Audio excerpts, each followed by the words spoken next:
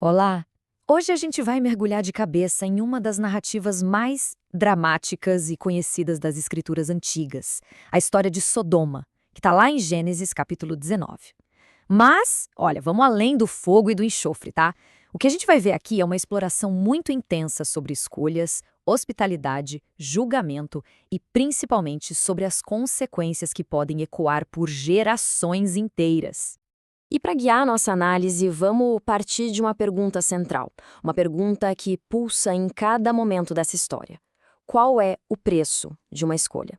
Desde o que acontece no portão da cidade até o que se desenrola numa caverna isolada, cada decisão tomada aqui carrega um peso, assim, monumental. Então, vamos lá, vamos começar a desvendar isso. Bom, a nossa história começa quando a noite está caindo, bem nos portões de Sodoma. É lá que a gente encontra Lote, o sobrinho de Abraão. E a chegada de dois visitantes, que o texto descreve como anjos, dá início a um verdadeiro teste de caráter, e não só para o Lote, mas para a cidade inteira. A reação de Lote é imediata. Assim que ele os vê, ele se levanta, vai até o encontro deles e se prostra, com o rosto no chão, um sinal de profundo respeito. Ele insiste, sabe, para que eles passem a noite na casa dele, oferecendo água para lavar os pés, comida, segurança. Na cultura do Antigo Oriente Próximo, a hospitalidade era muito mais do que só boa educação. Era um dever sagrado. Proteger um hóspede significava proteger a própria honra. E Lote cumpre esse dever à risca. Só que essa paz é quebrada de uma forma brutal. O texto faz questão de dar a dimensão da ameaça. Não era só um grupinho, eram os homens da cidade, e aí especifica, tanto os moços como os velhos, sim, todo o povo de todos os lados. Imagina a cena. A casa de Lote está completamente cercada por toda a população masculina, e eles estão unidos por uma intenção pra lá de sinistra. E aí a multidão grita, revelando sem rodeios o que eles querem. Eles chamam o Lote e fazem uma exigência direta. A palavra que eles usam, essa que é traduzida como conheçamos, é a chave para a gente entender a profundidade da corrupção daquela cidade. E o significado original dela em hebraico é bem revelador. Então, vamos dar uma olhada nisso. A palavra hebraica é yada. E o que ela significa? Bom, na sua essência quer dizer conhecer. No livro de Gênesis, essa palavra é usada várias vezes para descrever intimidade sexual. Só que aqui, o contexto de uma multidão violenta transforma completamente o sentido. Não se trata de desejo, trata-se de um ato de dominação, de humilhação, uma exigência de estupro coletivo. Eles queriam violar os estrangeiros e, junto com eles, a lei sagrada da hospitalidade. E aí vem o momento mais crítico, a escolha aterrorizante de Lote. Ele sai da casa, fecha a porta para proteger seus convidados e implora para a multidão. Na cabeça dele, o dever com os hóspedes era tão absoluto, mas tão absoluto, que ele faz uma oferta impensável. Ele diz, olha, eu tenho 2 filhas que ainda são virgens, façam com elas o que vocês quiserem. É um momento chocante, que mostra o quão distorcida a bússola moral daquele lugar já tinha se tornado. A multidão ignora completamente a oferta de Lote e avança para arrombar a porta, ameaçando fazer com ele algo ainda pior do que fariam com os hóspedes. É nesse exato momento que a verdadeira natureza dos visitantes é revelada, e o conflito, que era humano, escala para uma intervenção divina. E essa ação mostra de forma brilhante o poder que está em jogo. Os anjos agem de forma decisiva. Eles puxam Lote para dentro, para a segurança, trancam a porta e atingem a multidão lá fora com uma cegueira súbita.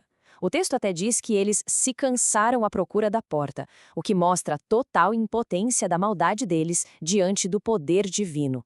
Pronto, a ameaça foi neutralizada. Com a segurança garantida, pelo menos por enquanto, os anjos revelam a missão deles. Nós vamos destruir este lugar. E dão a Lote um conjunto de instruções bem claras e urgentes. A sobrevivência da família dele depende da obediência a 4 regras simples, mas absolutas. E a mais famosa, a mais fatídica delas, não olhe para trás. Lot, então, corre para avisar os seus futuros genros. E a resposta deles, zombaria. O texto diz que eles acharam, porém, que ele gracejava, que ele estava brincando. A escolha deles é a da incredulidade.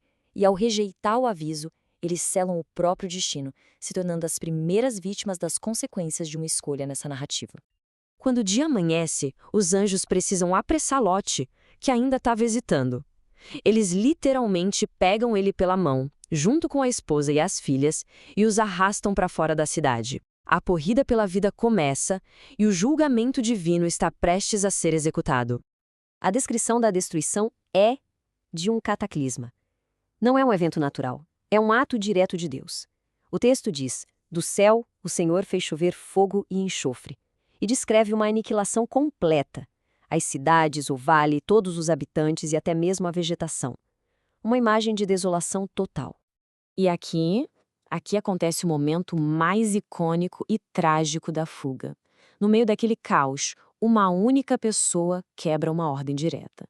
A gente se pergunta, por quê? Foi saudade? Curiosidade? Dúvida? O texto não diz. Mas, independentemente do motivo, a escolha foi feita. A mulher de Lot olhou para trás, e a consequência foi instantânea e bizarra. Ela se tornou uma estátua de sal. O preço daquela escolha foi a vida dela, transformada num monumento eterno à desobediência. Mas a história não acaba com a destruição. Lot e suas 2 filhas conseguem se refugiar nas montanhas, completamente isolados numa caverna. E o que acontece a seguir é talvez a parte mais perturbadora e moralmente complexa de toda a narrativa. É uma decisão que nasce do desespero e da crença de que eles eram os últimos sobreviventes da humanidade. A lógica das filhas é apresentada nas próprias palavras delas. Elas enxergam um problema existencial, o pai está velho, e elas acreditam que não existe mais nenhum homem na Terra para continuar a linhagem da família. A solução que elas encontram é drástica, transgressora, uma solução concebida a partir de um sentimento profundo de isolamento e da necessidade de preservar a descendência a qualquer custo. E o plano se desenrola de forma metódica. O texto descreve os eventos de maneira bem direta. Em 2 noites seguidas, elas dão vinho a Lot até lhe perder a consciência, e o texto enfatiza que ele não percebeu nada. O ato é totalmente deliberado por parte delas, enquanto Lot é um participante inconsciente. É a última e talvez a mais sombria série de escolhas nessa saga familiar. A consequência final dessas escolhas não é morte, mas nascimento. A filha mais velha dá à luz Moabe, que se torna um ancestral dos Moabitas. A mais nova tem um filho, Ben-Ami, o ancestral dos Amonitas. Então, a história acaba servindo como uma polêmica narrativa de origem para 2 nações vizinhas e muitas vezes adversárias de Israel. A história de Gênesis 19 nos sugere que o preço de uma escolha pode ser instantâneo, como um simples olhar para trás, ou pode ser tão vasto que ecoa por gerações, definindo o destino de nações inteiras. E isso nos deixa com uma pergunta bem desconfortável. Em momentos de desespero, que escolhas nós somos capazes de fazer?